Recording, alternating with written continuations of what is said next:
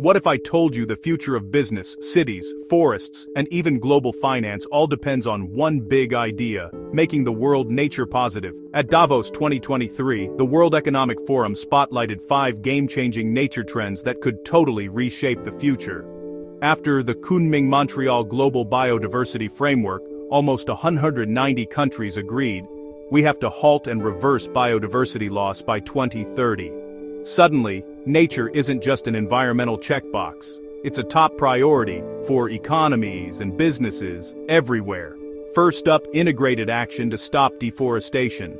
The WEF says that if we want to keep global warming under 1.5 degrees Celsius, we can't just slow down deforestation. We have to stop and reverse it, especially in food and land use systems. Second, it's all about quality and forest restoration. Planting more trees isn't enough. We need healthy, diverse forests that actually last. Forests packed with resilience and biodiversity. The third trend: biodiversity credits. There's a $700 billion per year gap in funding for protecting and restoring nature.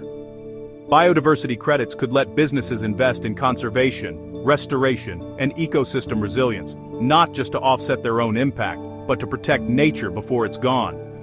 Fourth, nature-positive cities. Right now, less than 0.3% of urban infrastructure cash goes to nature-based solutions. But that's changing. Cities are starting to use urban forests, wetlands, and green infrastructure to cool down, boost health, and fight flooding. And finally, the fifth trend: Indigenous knowledge leading conservation.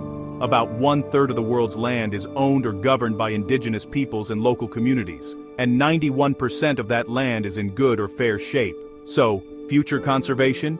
It'll lean on local knowledge, culture, and community leadership. So the future of sustainability isn't just about climate. It's about forests, biodiversity, cities, finance, and people working together to make the planet nature positive.